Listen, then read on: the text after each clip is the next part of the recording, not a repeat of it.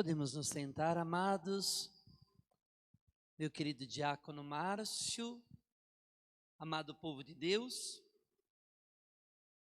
A celebração de hoje é uma graça na nossa igreja. Se nós observarmos, a palavra Pentecostes vem justamente de 50 dias depois da Páscoa. Então, pentacampeão, 5 vezes campeão. Pentecostes, 50 dias depois da Páscoa. 50 dias depois da Páscoa vem o Espírito Santo para cuidar de nós, nos santificar. Mas temos um detalhe aqui.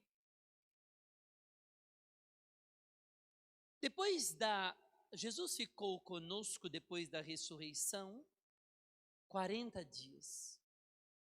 E ele sobe aos céus. Na verdade, esta subida aos céus, a ascensão, eu dizia isto a semana passada, não foi no domingo, foi na quinta-feira. Só que no Brasil a gente puxa a celebração para o domingo, porque tem mais gente, porque quinta-feira no Brasil não é feriado, mas a celebração da ascensão de Jesus é na quinta-feira. Se nós contarmos de quinta, que é quando Jesus sobe, os discípulos se trancam no cenáculo junto com Nossa Senhora e começam a rezar. De quinta até o dia de hoje, dão 9 dias. É justamente por isso que nós falamos da novena de Pentecostes, que ainda no Brasil é pouco conhecida, ainda é pouco vivida, mas são os 9 dias que os discípulos estavam no cenáculo, junto com Nossa Senhora, e depois daqueles 9 dias, vem o Espírito Santo em forma de língua de fogo sobre aqueles apóstolos. E antes de falarmos então de todo esse mistério, vamos falar um pouco do que é este Espírito. A palavra grega usada aqui é pneuma. Pneuma. Uma coisa interessante é que para a filosofia antiga e mesmo no início da vida cristã, as duas palavrinhas que exprimiam, que mostravam o que é o homem, é que o homem é corpo e alma, mas as palavras gregas usadas eram soma e psique. Soma e psique. Psique, como eu falei outro dia para vocês, traduzido para o latim, anima, alma. Mas não é usada a palavra pneuma. Não é usada a palavra pneuma. Foi posteriormente que a igreja e mesmo a filosofia foi fazendo uma distinção de quem é o homem, de quem é o ser humano, que o ser humano não podia ser somente soma, carne, e psique, alma. Porque há uma coisa diferente no ser humano. Há uma realidade muito mais profunda. Eu dizia que a alma é ânima, é aquilo que tem vida. Um cachorro tem vida, sim ou não? Sim ou não? Então, um cachorro tem ânima. Esta ideia filosófica da alma, ele tem. Uma florzinha tem vida, sim ou não? Ela é corpo com vida. Portanto, ela tem corpo e alma. Uma pedra tem vida, sim ou não? Então, ela é só matéria, sem ânima, sem psique. Agora, tem algo diferente no ser humano. Tem uma marca diferente. Há o espírito do ser humano. E este espírito é diferente, porque não é igual um cachorro. O ser humano não é cachorro, não é gatinho. Por mais que a gente goste de gatinho, de cachorro, não, tem uma coisa diferente, tem uma marca diferente, tem algo que é diferente na alma humana, porque a alma humana é marcada com com o pneuma, como diz lá no texto da primeira leitura, os textos lá do livro de Gênesis, o ser humano é barro e sobre ele Deus soprou o pneuma. Há um espírito comunicado. É sobre este pneuma que aquela leitura dos ossos ressequidos falou. É um pneuma que traz vida ao ser humano. Então, lá, uma das leituras, acho que terceira leitura, dizia que viu um monte de ossos. Imaginemos assim, um monte de ossos de corpos ressequidos. Diga sobre eles, sopre sobre eles, e aí o Espírito Santo, comunicado àqueles ossos, vai devolvendo vida àqueles ossos ressequidos que voltam à vida. O poder do Espírito de fazer a vida acontecer. É sobre este Espírito que nós falamos em Pentecostes. Só que aqui há uma situação diferente no dia de hoje. Porque, queridos, para entendermos bem o que o Espírito Santo faz, nós precisamos fazer um parênteses primeiro. Jesus Cristo viveu conosco aqui na terra com o seu corpo e a sua alma, sim ou não? Sim. O corpo de Jesus, o corpo físico de Jesus, subiu para o céu no dia da ascensão. Mas com a subida para o céu, Jesus não quis nos abandonar. Ele quis continuar conosco e inaugura um novo tipo de presença. O seu corpo continua conosco de uma forma diferente.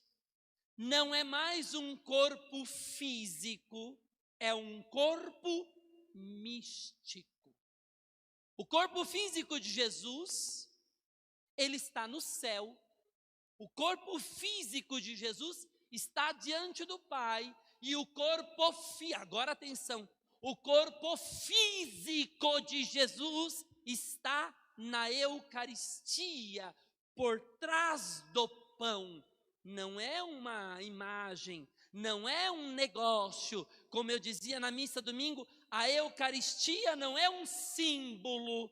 A Eucaristia é Jesus. É o corpo físico de Jesus ali presente, por trás do véu do pão. É Jesus real. Só que não é só esta presença de Jesus.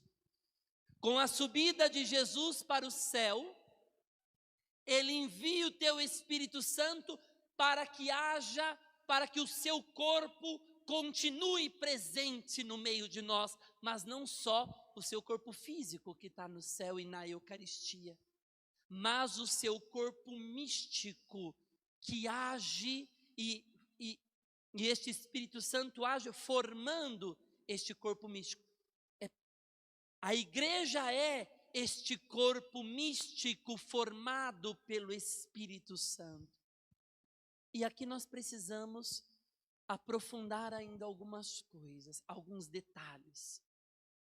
Queridos, tem gente que vocês podem ouvir por aí dizendo assim: mas padre, eu não acredito na igreja.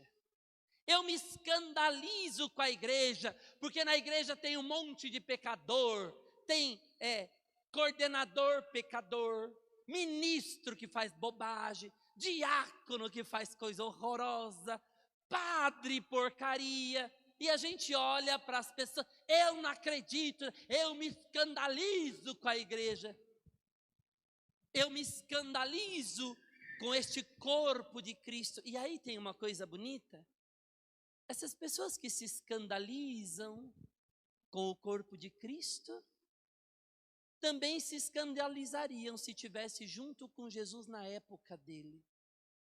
Porque Jesus não é aquilo que as pessoas queriam ser, e o seu corpo físico foi para a cruz.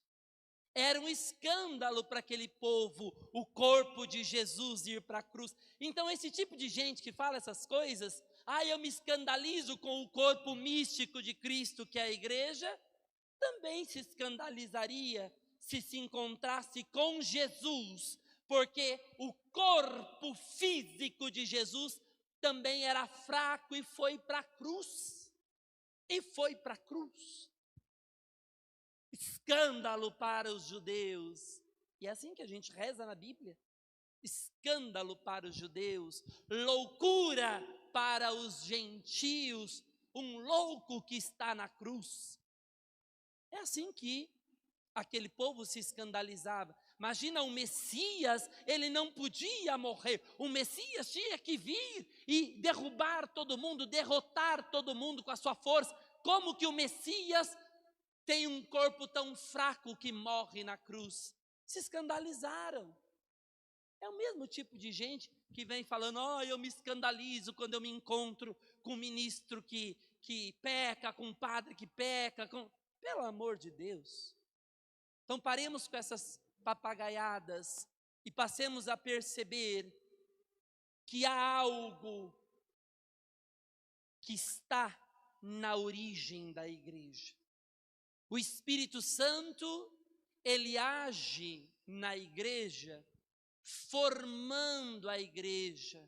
O Espírito Santo é a alma do corpo de Cristo. Se o nosso corpo tem uma alma e tem um espírito, a igreja tem um espírito vivo, porque não é um espírito morto. E é isto que o Espírito Santo faz no dia de Pentecostes. No dia de Pentecostes, os discípulos estavam lá desde a ascensão de Jesus, ficaram 9 dias. Naqueles 9 dias, se os discípulos quisessem se reunir e formar o clubinho da igreja, não formaria. Não seria igreja, porque a igreja não é uma simples reunião de pessoas. Igreja não é ONG. Igreja não é associação de pessoas. Igreja não é grupinho, clubinho do Bolinha, da Luluzinha, que se reúne. Não. A igreja tem algo muito maior dentro dela. Ela tem uma força divina que é comunicada e que vai muito além daquela quantidade de membros que ali estão. Os apóstolos ficaram reunidos 9 dias, e se antes do Espírito ser comunicado, os apóstolos quisessem se reunir para montar um clubinho, não existiria a igreja. Quando o Espírito Santo é comunicado, ele é a alma que forma o corpo de Cristo místico chamado igreja. Isto é o dia de Pentecostes.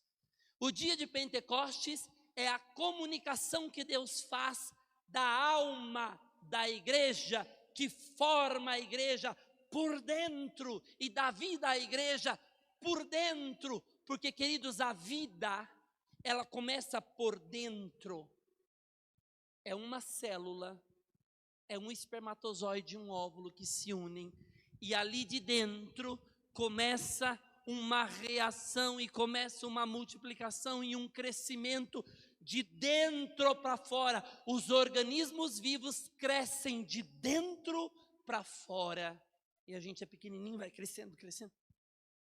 Os organismos mortos é que crescem de fora e depois a gente cuida por dentro. Exemplo, uma casa. Primeiro você faz as paredes, depois você vai rebocando por dentro, arrumando, botando os móveis. Casa é de fora para dentro. Coisa viva é de dentro para fora. Os apóstolos estavam reunidos e ali, juntos, unidos, o Espírito Santo vem e age dentro do coração dos apóstolos, para que esses apóstolos que eram medrosos se tornem membros vivos da igreja, que é viva, e comece a se expandir, e comece a levar o amor, a graça, a bondade, a comunicação dos mistérios de Deus, através da sua voz, dos seus gestos, do seu coração. Pentecostes não é uma celebração que a gente fica, veio o Espírito Santo e blá, blá, blá, nananã. Pentecostes é a celebração da alma da igreja, da vida que é comunicada à igreja. A igreja não é um clube do bolinha, um bando de gente reunida. A igreja é um organismo vivo, do qual nós chamamos corpo de Cristo, corpo vivo, cuja alma é o Espírito Santo. Isto é um mistério de hoje, queridos. É isto que nós celebramos no dia de hoje, o dia que a igreja passa a existir, passa a ter vida, não de uma maneira institucional, lá que a gente... Não, como um organismo vivo, como uma maneira de Jesus continuar com o seu corpo presente em nosso meio. Não mais um corpo físico, mas um corpo místico.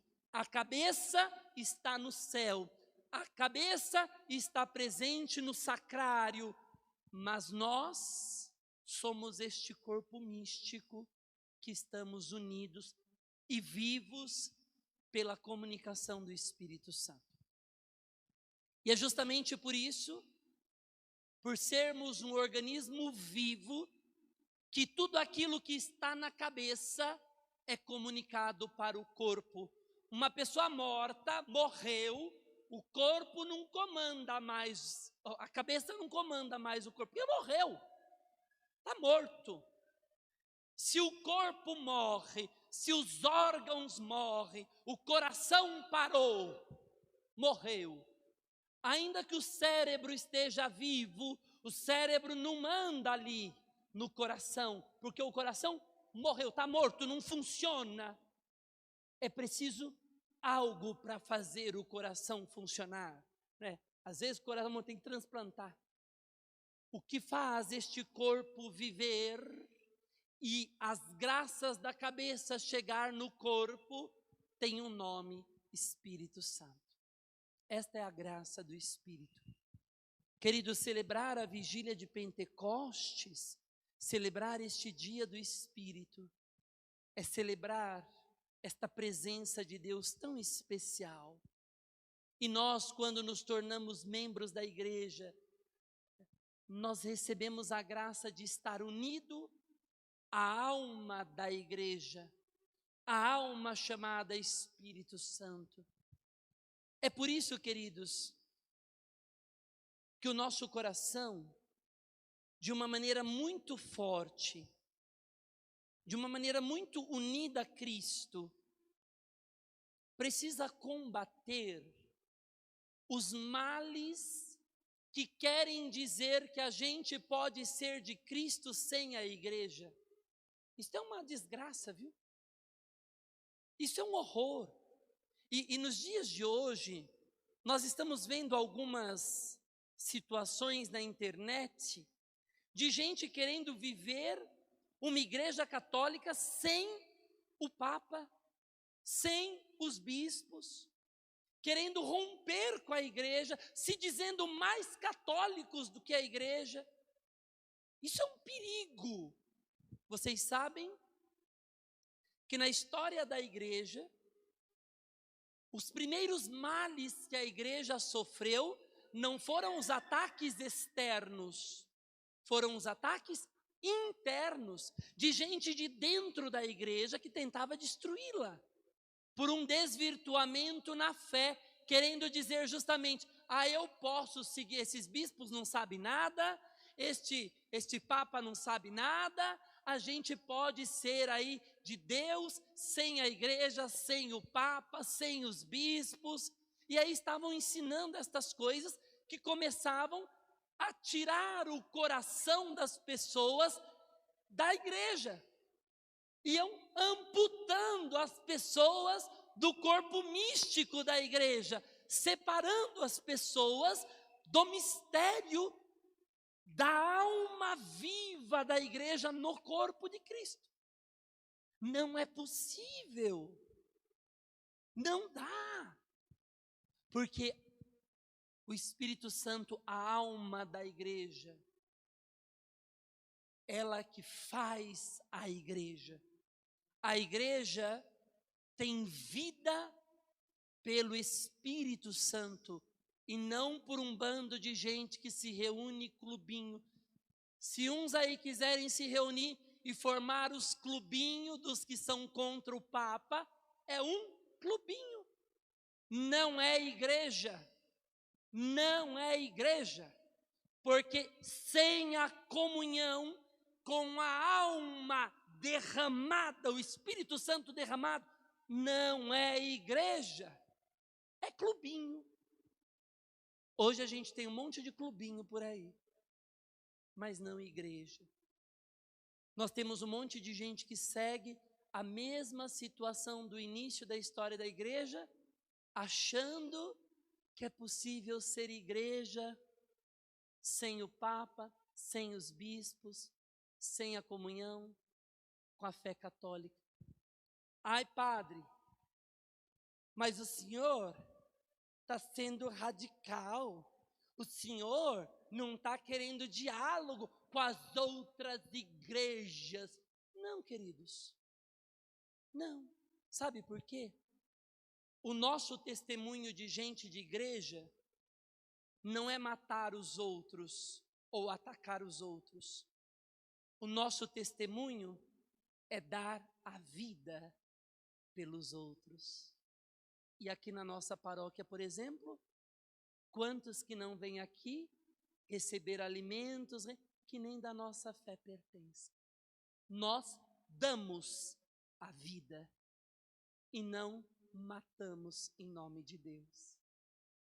Isto é que o Espírito Santo faz conosco.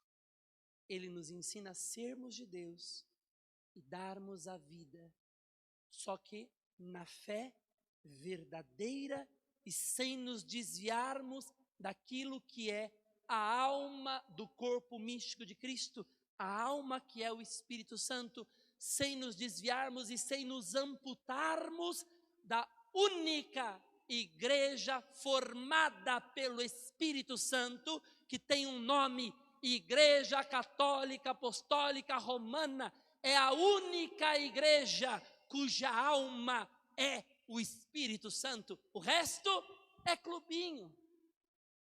Gente boa. Está cheio de gente boa em clubinho, mas é clubinho. Que Deus nos ajude a ficarmos firmes na nossa fé. Amém.